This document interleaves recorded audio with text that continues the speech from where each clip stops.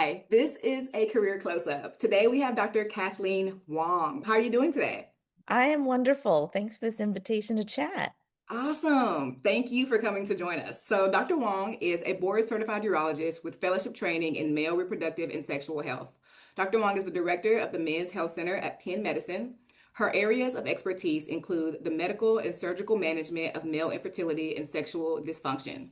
Dr. Wong works closely with reproductive endocrinologists to provide comprehensive and cutting-edge care to infertile couples. She is internationally recognized as an expert in microsurgery and penile prosthetic surgery and is often asked to teach hands-on microsurgical and prosthetic surgery courses at national and international meetings.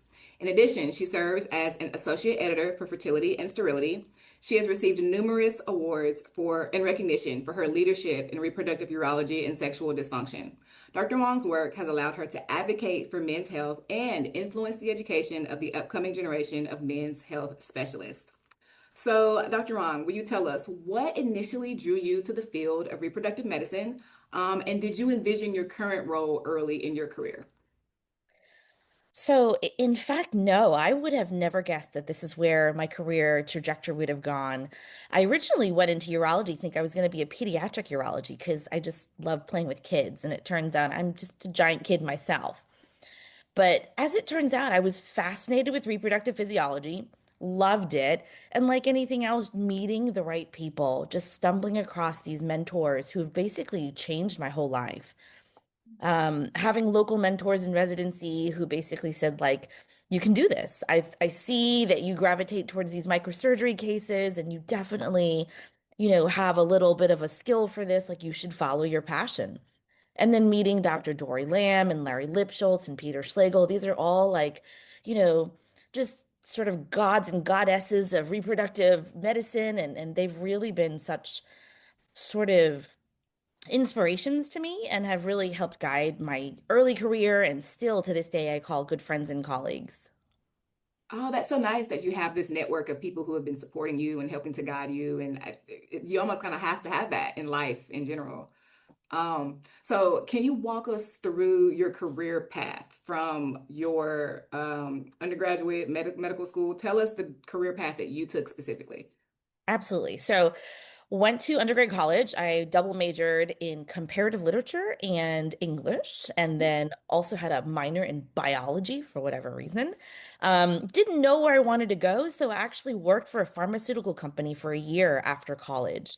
And working as a research assistant in the pharmaceutical kind of world, we interact with physicians who translated science. And I was like, wow, I'm so fascinated with this medical field. So I went back, applied to get into medical school, and I got in. And throughout medical school, was just sort of fascinated with like the surgical subspecialties, but also like, oh, I like pediatrics. And I was just loving every little aspect of medicine. I finally fell in love with urology, just stumbled across the OR and discovered that like urologists are just really fun people. They tell dirty jokes in the OR while you're doing surgeries, and everyone just has such a great attitude and they're fun. And I was lucky enough to match into urology. At my urology residency, it was one of those interesting residencies where there were a lot more women that you would anticipate. I was in residency started in 2004, so back then there wasn't a whole lot of women in urology. But I was so lucky to match at a program at the University of Virginia where there were women faculty members, other women colleague residents, and it was such a supportive environment. After determining that, hey, I was going to push for this reproductive urology field, I applied to all of the fellowships. I was lucky enough to match with Larry Lipschultz, went and did a 2-year fellowship where it was a sort of a science slash clinical fellowship. So it was 2 years with Dory Lamb as well. And then my first job went on to be faculty at Brown University. Hmm. Talk to me about the leap that it took to go from when you worked at the pharmaceutical company to deciding to apply for medical school. Did that take a lot of faith?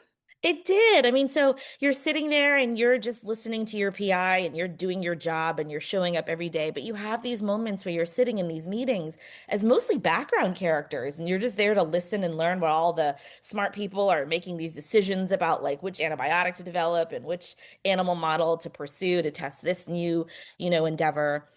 I remember the exact moment where my PI, my principal investigator, looked at me and said, "Hey, Kat, what do you think about this?" And I was like, "Me? Mm. Little old me?" And I gave my thoughts on it, and I was like, "Oh, this is cool. This is really kind of fun."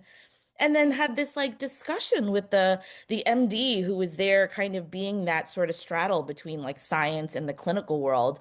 And I just found it so interesting. And he was like, "You should think about med school if you really like these kind of conversations." And I was like, "Okay, I will." Because med school seemed like it would be intimidating if it was not something you're just, directly always planning to Right. do. But to jump into that commitment, and it seems that has paid off. You have found your field. I tell everybody, I'm like, I have been drinking the Kool-Aid for a long time. I have found my passion and I am so lucky to have found it. Now, there's no question there have been ups and downs and times where I question my own choices, but I'm like, this obviously is the right field for me. I love what I do. Excellent. So let's talk about a little bit more about what you do. You are the director of the Men's Health Center. What does that job entail, and what is a typical day for you? Sure. So depends on the day. My days are blended. Either they're going to be clinical days where I see patients, or operative days where I'm in the OR operating, or I have research days where I have a research lab. And so it can be one of any of those three things, and it depends on the week because the days kind of shift a little bit. um, Sort of hyper focusing on men's health and then even hyper focusing even more on reproductive and sexual health.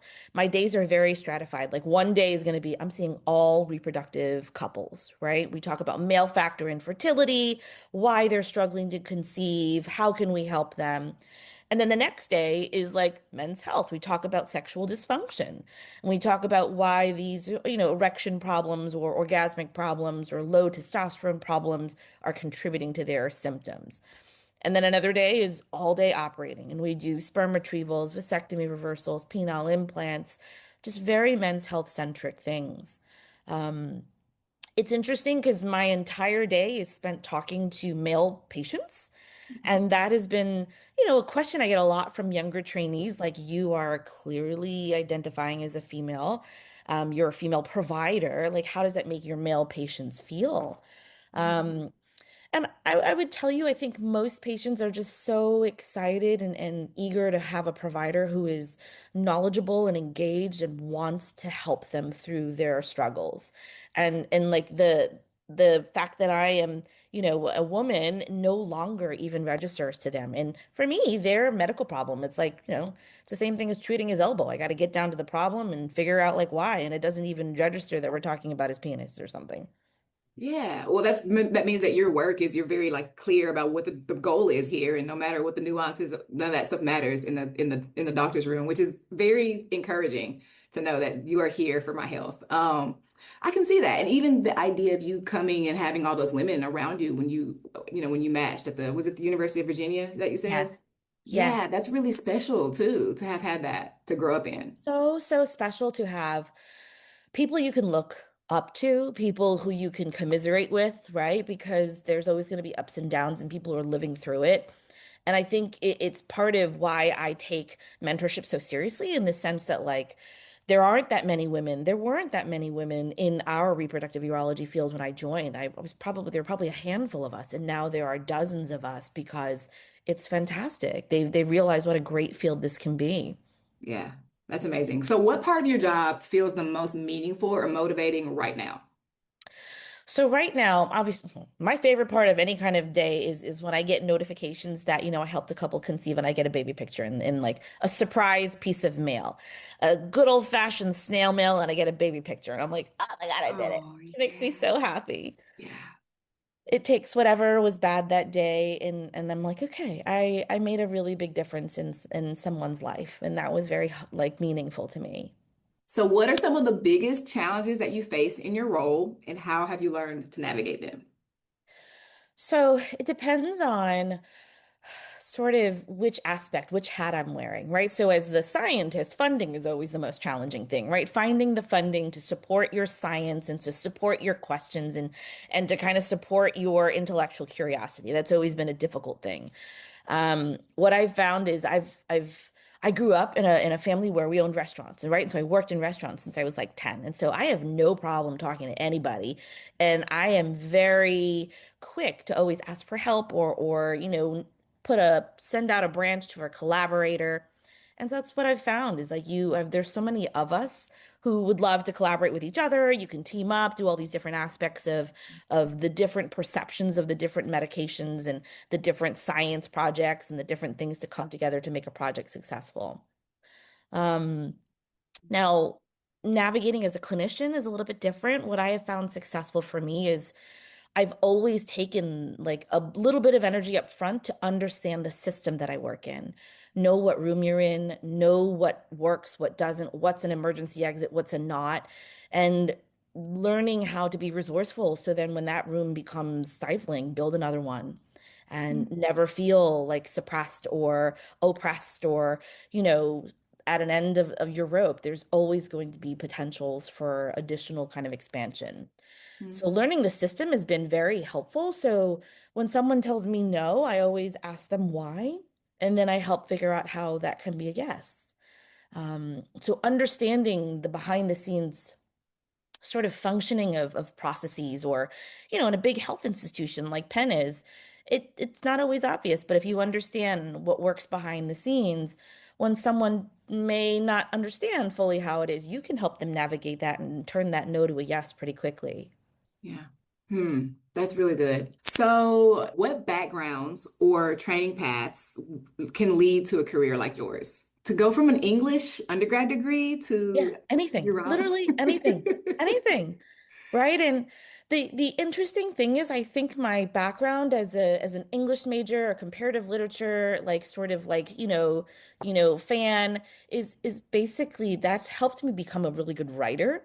It's helped me become a really good reader of journals and articles and processing things, and it can come from any background, right? So.